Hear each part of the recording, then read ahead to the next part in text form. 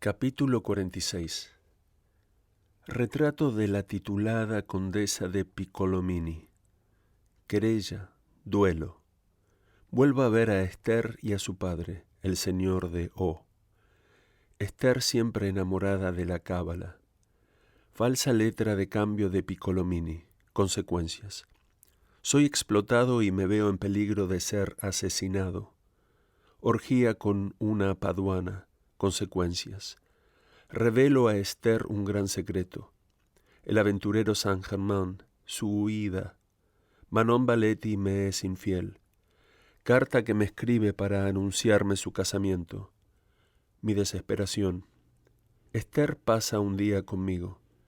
Mi retrato y las cartas de Manon llegan a manos de Esther. Paso otro día con aquella encantadora muchacha. Hablamos de matrimonio.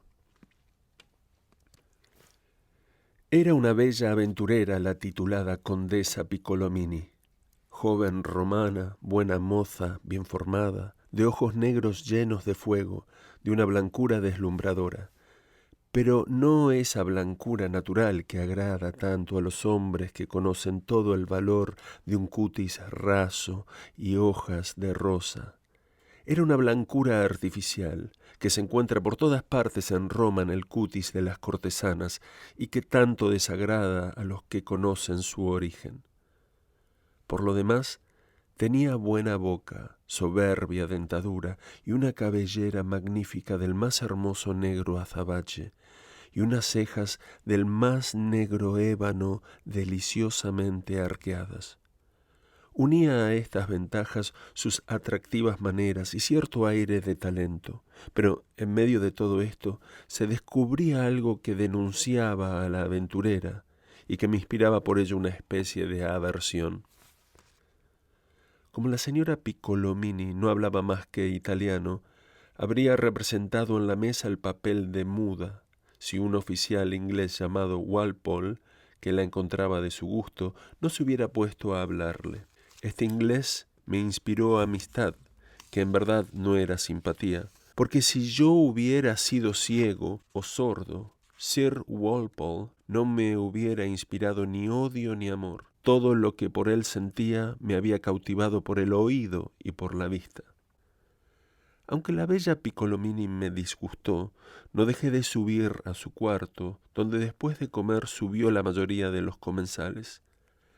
El conde se puso a tallar una partida de whist y Walpole jugó una de primeira con la condesa, que le hacía trampas como una consumada bribona. Pero Walpole, aun conociéndolo, pagaba y reía por convenirle así. Cuando perdió unos 50 luises pidió cuartel y la condesa le comprometió a acompañarla al teatro. Esto era lo que el inglés quería. Aceptó y la señora se marchó con él, dejando a su marido engolfado en su partida. Por mi parte, tomé también el camino del teatro y la casualidad hizo que me encontrase en la platea al lado del conde de Tot, hermano de aquel a quien su estancia en Constantinopla hizo tan famoso. Cambiamos algunas palabras y me dijo que había salido de Francia a consecuencia de un duelo que había tenido con un individuo de quien se había burlado. Me dijo también que se encontraba sin dinero y me apresuré a abrirle mi bolsa, pero como un beneficio no es jamás perdido, según se dice, 5 años después él me abrió la suya en San Petersburgo. En un entreacto vio a la condesa Piccolomini y me dijo que si conocía a su marido. Le conozco poco, le dije, pero estamos casualmente alojados en el mismo hotel. Es un verdadero tahúr, y su mujer no vale más que él. Parece que su reputación estaba ya hecha en la ciudad. Después de la comedia, volví solo al hotel y el encargado me dijo que Piccolomini se había marchado apresuradamente con su ayuda de cámara y no llevándose más que una pequeña maleta. Ignoraba la razón de esta precipitada marcha, pero un momento después vino su mujer y le habló al oído y me dijo que el conde se había abatido, pero que esto le sucedía a menudo. Me detuvo para comer con ella y con Walpole, y su apetito no se resentía del suceso que la alejaba de su esposo. Al final de la cena un inglés que había sido de la partida de whist Subió y dijo a Walpole que el italiano, sorprendido haciendo trampas, había dado un mentiz al inglés su compañero, quien le había hecho un reproche y que habían salido juntos. Una hora después el inglés había entrado en su hotel herido de 2 estocadas, la una en el antebrazo y la otra en el hombro. Era un asunto de poca monta. Al día siguiente, después de comer en casa del señor de Affry, regresé a la fonda, donde me entregaron una carta de Piccolomini, que había sido traída por un emisario, en la que me incluía otra para su mujer. Me rogaba la condujera a Ámsterdam, a la villa de Lyon, donde él se encontraba, después de entregarle la carta en la que le informaba de sus disposiciones. Demostraba curiosidad por saber cómo se encontraba el inglés a quien había herido. La comisión me pareció divertida y hubiera reído de buena gana si me hubiera encontrado con el menor deseo de aprovecharme de la confianza que me atestiguaba. Sin embargo, subí al cuarto de la señora, a quien encontré en la cama, sentada y jugando con Walpole. Leyó la carta y me dijo que no podría salir hasta el día siguiente. Me dio hora, como si esto fuese una cosa ya terminada, pero sonriendo con un aire bastante irónico, le hice observar que mis negocios me retenían en La Haya aquel día y me sería imposible acompañarla. Walpole, informado del caso, se ofreció a reemplazarme. Yo me lo esperaba, y la bella lo aceptó. Partieron al día siguiente para ir a dormir en Leyden. A los 2 días de su partida, fui a sentarme a la mesa a la hora de comer, con la sociedad de cada día, aumentada por 2 franceses que acababan de llegar. Después de la sopa, uno de ellos dijo intencionadamente: «El famoso Casanova debe encontrarse ahora en Holanda». «Sí», dijo el otro, «me gustaría encontrarle para pedirle una explicación que no le sería agradable». Miré a aquel individuo, y bien seguro de no haberme encontrado jamás con él, sentí que el fuego me subió a la cara, pero me contuve, y le pregunté con calma si conocía a Casanova. «Es preciso que le conozca», respondió con ese tono de fanfarronería que siempre disgusta. «No, señor, no lo conocéis, porque Casanova soy yo». Sin desconcertarse y aún con un aire insolente replicó: «Diantre, estáis grandemente equivocados si pensáis ser el único Casanova en el mundo». Esta contestación era diestra y me hizo perder el terreno. Me mordí los labios y me callé, pero estaba vivamente ofendido y resuelto a ser el Casanova que él buscaba. Soporté, esperándolo, la triste figura que debía hacer en la mesa frente a varios oficiales que, habiendo oído las palabras de aquel aturdido, podían suponer que me faltaba valor, mientras que el imprudente, abusando de mi situación y de la ventaja que parecía darle su victoria, hablaba de todo a tontas y a locas. Se arriesgó hasta preguntarme de qué país era. «Yo soy veneciano, señor», le dije. «Así pues, buen amigo de los franceses, puesto que vuestra república está bajo la protección de la Francia». A estas palabras mi mal humor no me permitió más violencia, y con el tono de que nos servimos cuando queremos humillar a un impertinente, le repliqué que la República de Venecia era bastante poderosa para no haber tenido jamás necesidad de la protección de la Francia ni de ninguna otra potencia, y que desde hacía 13 siglos que existía había tenido amigos y aliados, pero jamás protectores. Me responderéis quizá, para excusar vuestra ignorancia, que hay en el mundo más de una República de Venecia. No hube acabado esta frase cuando una risa espontánea de todos los comensales vino a devolverme la vida. Mi aturdido pareció desconcertado y a su vez se mordió los labios, pero su genio malo le devolvió la palabra a los postres. La conversación rodaba, por así decirlo, de un asunto a otro, y se habló del conde de Albemarle. Los ingleses hacían su elogio y decían que si hubiera vivido, Francia e Inglaterra no estarían en guerra. Esto era probable, pero no seguro, porque en mucho tiempo estas 2 naciones no llegarán a comprender que hay tanta ventaja para la una como para la otra en vivir en buena inteligencia. Otro inglés hizo el elogio de Lolotte, su querida. Dije con este motivo que había conocido a esta simpática mujer en casa de la duquesa de Fulvie y que nadie mejor que ella había merecido jamás llegar a ser condesa de Heronville. El conde de Eronville, teniente general y literato, acababa de casarse con ella. Apenas había acabado cuando mi contrincante me miró riendo y me dijo que, en efecto, Lolotte era una persona de un mérito raro y que él había dormido con ella en casa de la Paris. No me pude contener. Me rebosaban la indignación y la cólera. Cogí mi plato y, enseñándoselo, hice ademán de enviárselo a la cabeza, pronunciando las palabras «insolente embustero».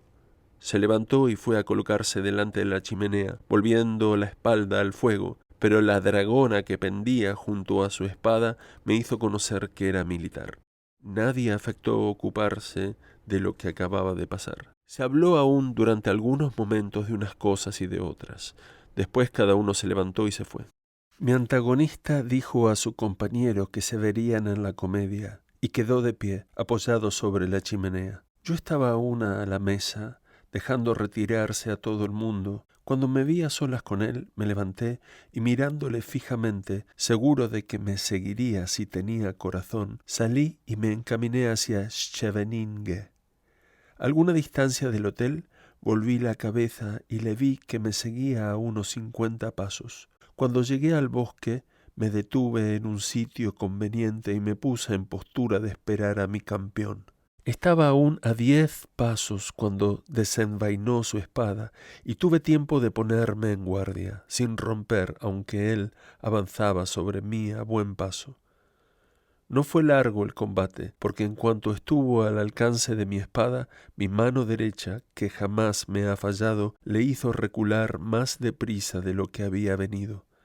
Estaba herido en el pecho, sobre la tetilla derecha, pero felizmente mi espada era plana y bastante ancha, y su herida sangraba fácilmente. Corría él bajando mi espada, pero mi socorro le era inútil. Me dijo que nos volveríamos a ver en Ámsterdam si yo iba, y que tendría su desquite. No le he vuelto a ver más que en Varsovia, 5 o 6 años más tarde, y fue para pasar un guante en su favor. Supe después que se llamaba Varnier, e ignoro si es el mismo que fue presidente de la Convención Nacional bajo el infame Robespierre. No volví al hotel hasta después de la comedia, y supe que el francés, después de haber pasado 1 hora en su cuarto con un cirujano, se había marchado a Rotterdam con su camarada. La cena fue alegre, la conversación agradable, y ni una palabra se dijo de nosotros. Solo a propósito de no sé qué, una señora inglesa dijo que un hombre de honor no debía arriesgarse nunca a sentarse a una mesa redonda si no estaba dispuesto a batirse, a pesar de toda la prudencia posible. Esto era muy cierto entonces, pues por una palabra mal interpretada había que echar mano a la espada y exponerse a las desagradables consecuencias de un duelo, so pena de soportar las cuchufletas de todo el mundo, principalmente de las señoras.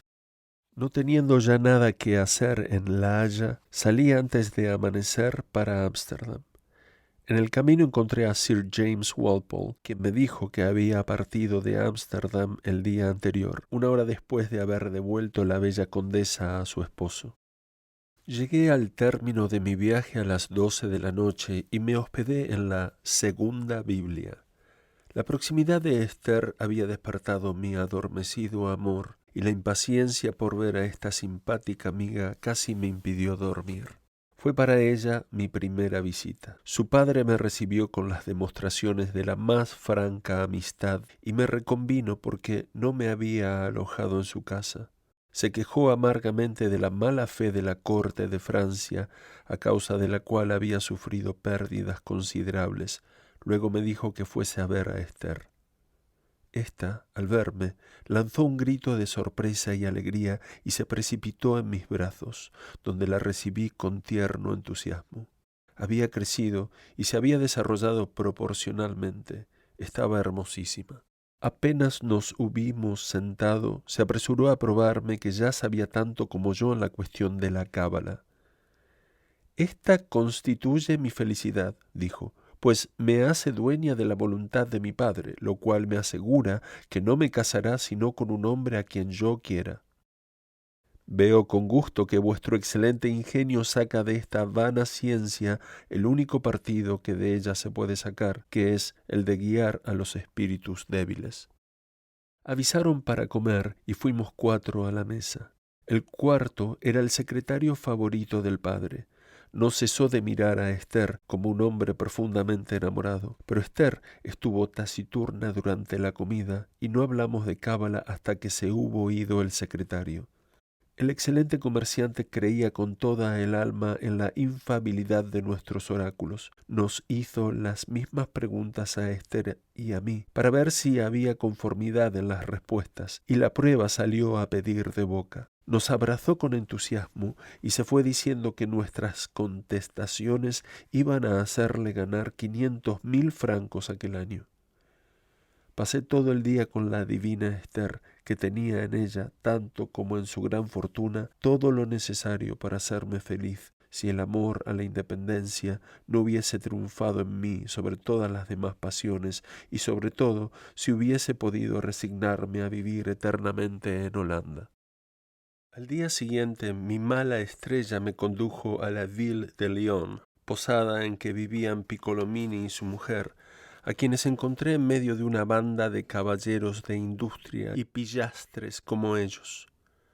Al oír pronunciar mi nombre, todos me salieron al encuentro, unos para saludarme y otros para verme de cerca como a un animal raro. Había un tal caballero de Sabí, vistiendo el uniforme de mayor al servicio de Polonia, que pretendía haberme conocido en Dresde, un varón de Guido que se me acercó diciéndome que su amigo, el conde de Saint-Germain, había llegado a la Estrella de Oriente y había preguntado enseguida si yo estaba en Ámsterdam. Un espadachín picado de viruelas que me presentaron con el nombre de Caballero de la Perina y en quien reconocí desde luego al mismo Talvis que había desbancado al príncipe obispo de Presburgo, que me había prestado 100 luises la misma noche y que antes había recibido una estocada mía en París. Por último, otro italiano llamado Neri, con figura y modales de calderero, sin la honradez. En medio de esta escoria se hallaba la supuesta esposa del supuesto caballero Sabí, sajona bastante guapa, que hacía la corte a la condesa de Piccolomini en mal italiano. Yo rabiaba de verme entre aquella gente, pero disimulando mi enojo, saludé cortésmente a todo el mundo. Sacando luego un cartucho de 100 luises, se lo entregué al señor Perina Talvis, diciéndole que celebraba podérseles devolver y dándole 1.000.000 de gracias. El insolente se metió el dinero en el bolsillo, diciéndome que recordaba haberme prestado los 100 luises en Presburgo, pero que esto no le había hecho olvidar otra cosa más importante. ¿Qué cosa?, le pregunté con frío desdén. Me debéis un desquite, espada en mano, bien lo sabéis. He aquí las trazas de la estocada que me disteis hace 7 años. Esto diciendo, el hombrecito se desabrochó la camisa y enseñó la cicatriz a los circunstantes. Esta escena, más burlesca que cómica, parecía haber paralizado todas las lenguas. No tengo inconveniente, le dije, en marcaros otra vez, mas no en Holanda, donde me lo impiden ciertos negocios delicados. Conviene que sepáis, sin embargo, que nunca voy sin un par de amigos en el bolsillo y que os levantaré la tapa de los sesos en buena y legítima defensa si me atacáis. Quiero mi desquite a espada, dijo, pero aguardaré a que hayáis terminado vuestros negocios. Obraréis con prudencia, contesté. Piccolomini, que ya había puesto los ojos en mis 100 luises, propuso una banca de faraón y se preparó para tallar. Las ganas de desquitarme de lo entregado a Talvis me hicieron cometer la imprudencia de jugar con aquellos tahúres. Perdí 100 ducados de un tirón, me quedé a cenar y me desquité de lo perdido. En vez de pagarme, Piccolomini me dio una letra de cambio sobre el banco de Ámsterdam, liberada por una casa de comercio de Middelburgo. No quise aceptarla, desde luego, pero me prometió entregarme el importe al día siguiente, y cedí. Me apresuré a salir de aquel garito después de haberme negado a prestar 100 luises a Talvis a título de revancha. Al día siguiente encontré en un café a Rigerbus, el amigo de Teresa. Después de habernos abrazado y haber hablado de Teresa, que hacía fortuna en Londres, le enseñé la letra de cambio de Piccolomini. La examinó con atención y me dijo: «Esta letra es falsa, y la verdadera, de que es copia, fue pagada ayer». Me llevó a casa de un comerciante amigo suyo y vi la letra verdadera que había pagado a un desconocido. Indignado, rogué a Righerbus que me acompañase a la casa de Piccolomini, diciéndole que tal vez nos la descontaría sin dificultad y que si no, sería testigo de lo que pudiese ocurrir. Llegamos a casa del supuesto conde, que nos recibió cortésmente, diciéndome que le entregase la letra para mandarla al cobro a casa del comerciante. Pero Righerbus tomó la palabra y dijo que el comerciante no la pagaría, porque no era más que la copia de la que había pagado el día anterior. Afectando mucho asombro, Piccolomini dijo que aquello no era posible, pero que averiguaría el hecho. «Lo averiguaréis como os plazca. Mientras tanto, dadme 500 florines». «Me conocéis, caballero», dijo levantando la voz. «Respondo de la cantidad, y esto debe bastaros». «Esto pudiera bastarme, en efecto, si me diese la gana, pero se me antoja querer mi dinero». Su mujer, que había acudido, tomó cartas en el asunto y su criado, verdadero matón, se acercó también. Righerbus me cogió del brazo y me llevó a la fuerza, diciéndome: «Seguidme y dejadlo por mi cuenta». Me llevó a casa de un hombre de noble aspecto. Era el teniente de policía, quien, después de haberse enterado de lo que pasaba, me dijo que le dejase la letra y que le dijese dónde iba a comer aquel día. Indiqué la casa del señor de O, y habiéndome dicho que esto bastaba, salimos. Di las gracias a Righerbus y fui a ver a Esther, que me reconvino tiernamente por no haber ido a verla la noche anterior. Llegó su padre de la bolsa y nos sentamos a la mesa. Nos hallábamos a los postres, cuando un agente de policía me trajo, de parte del magistrado, 500 florines. Conté mi historia de la víspera y el lance de la mañana. Esther tomó a mal que yo hubiese preferido a su compañía la de una banda de perdidos y para castigarme me suplicó que la acompañase al teatro. La acompañé gustoso, mas, como representaba una comedia holandesa, no entendí una palabra. De regreso, Esther me contó el argumento de la obra. Cenamos y antes de separarnos, padre e hija me hicieron prometer que iría a comer todos los días con ellos. A la mañana siguiente aún me encontraba de bata cuando se me apareció Piccolomini sin haberse hecho anunciar. Inmediatamente llamé a mi español, que se presentó en el acto. «Necesito hablaros en secreto», me dijo. «Hacedme el favor de mandar a ese hombre que se retire». «No entiende una palabra de italiano. Puede quedarse». Leduc lo comprendía todo. Piccolomini me refirió detalladamente lo que había pasado entre él y el agente de policía que le había exigido el pago de la letra. Lo peor del caso era que le amenazaban con perseguirlo por falsificador y acudía a mí para que mediante mis relaciones lo sacase del apuro. «El mejor consejo que puedo daros», le dije, «es que sacrifiquéis al infame que os dio la letra falsa, o, si no podéis, que toméis las de Villadiego cuanto antes, porque sería posible que fuerais a presidio». Furioso, me volvió la espalda, diciéndome que me arrepentiría de mi conducta. Después de esta escena fui a pasar unas cuantas horas con Esther, y luego fui a despedirme de Righerbus, que se embarcaba para Batavia con los restos de su fortuna.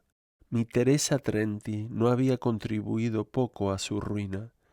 Había dejado el nombre de Trenti para llamarse Cornelis, que era el verdadero nombre de Righerbus.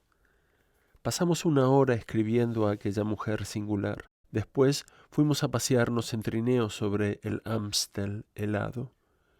Esta diversión hace las delicias de los holandeses. Después de habernos helado la cara, fuimos a comer ostras con celery para entrar en calor, y de allí recorrimos varias tabernas de mujeres, por pura distracción. En una de ellas encontré a Lucía, aquella encantadora Lucía que tanto me había entusiasmado en Pasean 19 años antes.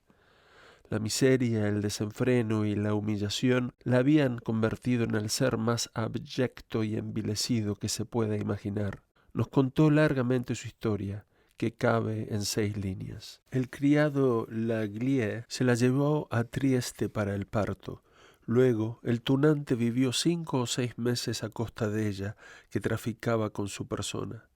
Un capitán de buque se la llevó a Hanten. Otra vez sola, vivió de la prostitución durante 6 años, pero como la mercancía bajaba de precio, se fue a Inglaterra. Después de 2 o 3 años de permanencia en las cloacas británicas, pasó a Holanda, donde se hizo medianera, no pudiendo ya traficar con su averiado cuerpo. La pobre Lucía tenía solo 33 años. Sin embargo, se veía como de 50, y la edad de una mujer es exactamente la edad de su apariencia. Di 6 luises a Lucía y me retiré a mi casa, muy triste, después de haberme despedido de Riggerbus. Al día siguiente pasé largas horas con Esther, cada vez más tierna y enamorada. Después de explícitas declaraciones de su parte, me vi obligado a decirle: «¿Sabéis, divina Esther, que tengo empeñada mi palabra en París? Manon vale mucho menos que vos, mas no por esto me creo menos obligado a hacer lo que prometí a su madre». Esther suspiró e inclinó la cabeza sobre el pecho. Su padre me invitó a cenar con él en la logia de los burgomaestres, favor insigne porque, contra todas las reglas de la francomasonería, nunca admitía más que a los 24 miembros de que se componía la logia, y estos eran los millonarios más ricos de la bolsa. De tal modo supe granjearme sus simpatías que me declararon supernumerario por todo el tiempo que permaneciese en Ámsterdam. Al retirarnos, el señor de O me dijo que yo había cenado con personas que podían disponer de un capital de 300 millones. Al día siguiente, este honrado holandés me suplicó que contestase por medio del oráculo a una pregunta, a la cual el oráculo de su hija había contestado de un modo muy oscuro.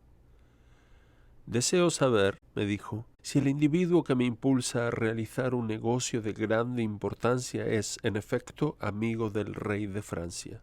Fácil me fue adivinar que se trataba del conde de Saint-Germain. El padre de Esther ignoraba que yo le conociese, y yo no había olvidado lo que me había dicho el conde de Affry. Puse manos a la obra, arreglé mis pirámides, coloqué sobre las 4 llaves las letras O, S, A, D y saqué la respuesta empezando por la 4ª llave D. Hela aquí. El amigo niega, la orden está firmada, se acuerda, se rehúsa, todo desaparece, difiere. Finjo hallar la respuesta muy oscura, pero Esther suelta un grito de sorpresa y es de parecer que dice mucho en un estilo extraordinario. Su padre, ebrio de gozo, exclama: «Hijos míos, la respuesta es del todo clara para mí. El oráculo es divino. La palabra difiere me concierne y la comprendo bien. Vosotros sois muy hábiles para hacer hablar al oráculo, pero yo lo soy más aún para interpretarlo. Voy a poner obstáculo a todo. Difiere es demorar. Se trataba nada menos que de desembolsar 100 millones tomando por garantía los diamantes de la corona de Francia. El rey quisiera hacer este negocio a escondidas de sus ministros. No digáis una palabra a nadie». Esto dicho, se marchó. Yo pasé con Esther uno de los días más felices de mi vida. 3 o 4 días después, el señor de O entró en el gabinete de su hija, donde ella y yo estábamos ocupados en el cálculo de las pirámides. Vino a abrazarnos y nos obligó a hacer lo mismo. Sus transportes nos sorprendieron, y su hija le preguntó: «¿Qué es eso, papá? Me sorprendéis extraordinariamente». «Acabo de recibir una carta en la cual se me dice que el embajador de Francia ha pedido a los Estados Generales, en nombre del rey, la entrega del conde de Saint-Germain. Los agentes de policía han ido a medianoche a la fonda de la Estrella de Oriente, donde vivía el conde, pero el pájaro había volado. Vuestro oráculo acertó y me felicito de haber acudido a él, pues íbamos a entregar al conde 100.000 florines a cuenta. Como garantía, nos había dado el mejor diamante de la corona que ha quedado en poder nuestro. Se lo devolveremos cuando lo reclame. ¿Comprendéis ahora el inmenso favor que debo a vuestro oráculo? Voy a la bolsa a gozar de la gratitud que toda la compañía se apresurará a manifestarme. Voy a pasar por el hombre más prudente, perspicaz y previsor de toda Holanda. También os debo esta honra. Supongo que comeréis con nosotros, señor Casanova. Después de la comida os suplicaré que consultéis vuestra incomprensible inteligencia para saber si nos conviene declarar que poseemos el magnífico solitario o si será mejor guardar silencio hasta que sea reclamado. Después de esta arenga, el papá nos abrazó de nuevo y nos dejó. Amigo mío, dijo Esther, esta es la ocasión de darme una gran prueba de amistad. Ordena, Esther mía. Mi padre quiere que le diga si conviene declarar la posesión del diamante. Dile que se dirija a mí y prométele consultar tu oráculo. Además, en caso de que sea oscura mi respuesta, mi padre me querrá mucho más al ver mi conformidad de ciencia contigo. A la obra. Quiero que hagas la pregunta tú misma, que establezcas las pirámides y que traces con tu mano las 4 poderosas iniciales. Bien, empieza la extracción de la respuesta por medio de la llave divina. Nunca hubo una alumna más dócil. Cuando todo estuvo dispuesto le sugerí las adiciones y las sustracciones que quise, y ella quedó altamente sorprendida al hallar esta respuesta. Silencio necesario. Sin el silencio, burla general. Diamante sin valor. Pura composición. Creí que se volvía loca de placer. ¡Qué respuesta tan sublime! ¿Cómo? ¿El diamante es falso? ¿Y yo soy quien va a descubrirles la necedad que han cometido de dejarse engañar? Apenas soy capaz de contener mi alegría. ¿Puedes dejarme esta pirámide? Con mucho gusto. Entró el padre, comimos, y después de los postres la escena fue verdaderamente cómica, cuando el honrado de O supo por medio del oráculo de su hija que el diamante era falso. No satisfecho aún, quiso que yo consultara mi oráculo, y al ver que la respuesta era en el fondo igual a la de Esther, aunque en términos distintos, no le cupo la menor duda acerca de la ciencia de su hija, y se apresuró a ir a someter el diamante a la prueba y recomendar el silencio de sus asociados después de la convicción. Esta recomendación de nada sirvió, pues todo el mundo se enteró del caso. No se tardó en saber que el conde de Saint-Germain había desembarcado en Inglaterra. El día de Navidad recibí de París una carta y un gran pliego. La carta era de Manon y creí morirme de pesar cuando leí lo siguiente. Sed juicioso y recibid con calma la noticia que voy a daros. Este pliego contiene todas vuestras cartas y vuestro retrato. Devolvedme el mío, y si habéis conservado mis cartas, hacedme el obsequio de quemarlas. Cuento con vuestra honradez. No penséis más en mí. Por mi parte, el deber va a imponerme la obligación de hacer todo lo posible para olvidaros, pues mañana a estas horas seré la esposa del señor Blondel, arquitecto del rey y miembro de su academia. Os agradeceré que, a vuestro regreso a París, finjáis no conocerme si nos encontramos. Quedé anonadado, y durante más de 2 horas me fue imposible reponerme.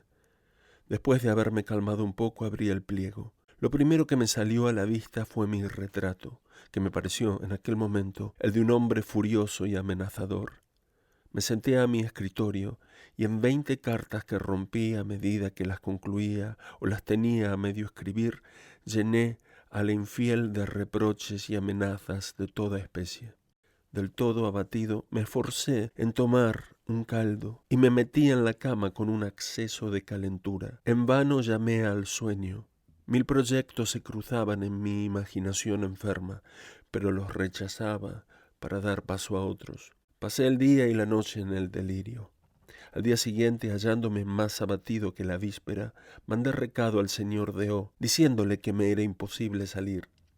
Luego vi nuevamente las cartas de Manon y me puse a escribirle, como el día anterior, sin encontrar una carta que llenase mis deseos. La debilidad y la agitación de mis sentidos me hacían olvidar mis penas durante algunos instantes, pero pronto caía otra vez en mi dolor profundo y en mi desesperación. A las 3 vino a verme el señor de O. ¿Qué enfermedad es esa, señor Casanova? Un gran pesar, pero no me habléis de ello. Se fue casi tan afectado como yo y me suplicó que fuese a ver a Esther. Pero al día siguiente ella se me adelantó, pues la vi entrar con su criada a cosa de las 9. Su presencia me fue muy favorable. Sorprendida de verme abatido y deshecho, me preguntó qué pesar era el mío, que mi filosofía no podía dominar. Sentaos a mi lado, querida Esther, y permitid que os oculte el objeto que tan vivamente me afecta. El tiempo y vuestra agradable conversación operarán una cura que no puedo esperar de mi razón. Hablando de otras cosas, no pensaré en la desgracia que me agobia. Pues vestíos y venid a pasar el día en mi casa. Haré todo lo posible por distraeros. Estoy muy débil, pues hace 3 días que no tomo más que un poco de caldo o chocolate. Algunas lágrimas rodaron por sus mejillas. Después de un momento de silencio se acercó a mi escritorio, tomó una pluma y escribió estas líneas que me trajo a leer.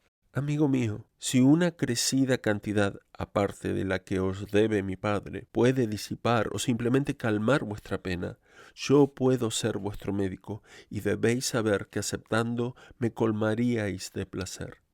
Le tomé las manos y se las besé tiernamente diciendo: no, generosa Esther, no es oro lo que necesito, tengo bastante, y si necesitase os lo pediría con franqueza. Lo que necesitaría y lo que nadie puede darme es un ánimo bastante fuerte para tomar una resolución. Esther, que resolvió pasar el día conmigo, no tardó en probarme que me haría olvidar a Manon.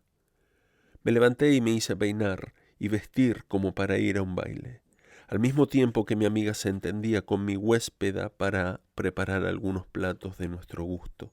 De pronto Esther se me presenta muy triste con una carta en la mano. Era la fatal misiva de Manon. «¿He faltado?» dijo con timidez, «descubriendo la causa de vuestro dolor?» Quedé algo sorprendido, pero dirigiéndole una mirada de aprobación le contesté: «No, no, mi querida Esther, compadeceos de vuestro amigo y no hablemos más de eso». ¿Puedo leer entonces hasta lo último? Sí, ángel mío, así me compadeceréis más. Esther leyó con cierta avidez mi correspondencia con la infiel Manon Baletti, después de lo cual, y hallándonos solos, me dijo que jamás lectura alguna la había divertido tanto como la de aquellas cartas. Estas malditas cartas, que a ti tanto te gustan, me harán morir de pena. Ojalá, pero después de comer me ayudarás a quemarlas. ¿Quemarlas? ¿Por qué no me las regalas? Te prometo guardarlas religiosamente toda mi vida. Os las doy, Esther, mañana os las llevaré. Había más de 200, y las más cortas eran de 4 carillas. Esther las lió en un paquete y dijo que se las llevaría por la tarde. ¿Devolveréis el retrato a vuestra infiel? No sé qué hacer. Devolvédselo, pues ni merece lo conservéis. ¿Dónde está ese retrato? Aquí lo tienes, le dije presentándole una tabaquera de oro. Es muy bonita esta muchacha, dijo Esther. Lástima que encierre un alma tan fea. ¿Queréis enseñarme esos otros retratos? Eran los que la señora Manzoni me había enviado de Venecia. Había figuras desnudas, pero Esther era pura y de entendimiento demasiado claro para hacer mojigaterías. Morphy le gustó mucho y su historia, cuyas circunstancias le conté, le pareció muy curiosa. El retrato de la bella religiosa M.M. de hábito y luego desnuda le hizo reír mucho, pero me negué a contarle su historia. La comida fue deliciosa. Me parecía haber pasado de la muerte a la vida. Esther estaba contentísima por haber sido mi médico. La muchacha se empeñó luego en que le regalase el retrato que me devolvía a Manon. Preciso fue separarnos. Ella se fue a las 10, después de haber recibido la promesa de que iría yo a pasar con ella todo el día siguiente. Después de 9 horas de un sueño no interrumpido, me levanté fresco y ágil. Corrí a casa de Esther y encontré a mi amiga en cama.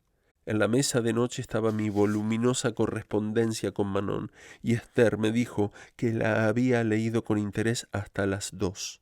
Pasamos todo el día juntos, en agradable conversación, y nos separamos con pena, a pesar de que íbamos a vernos al día siguiente.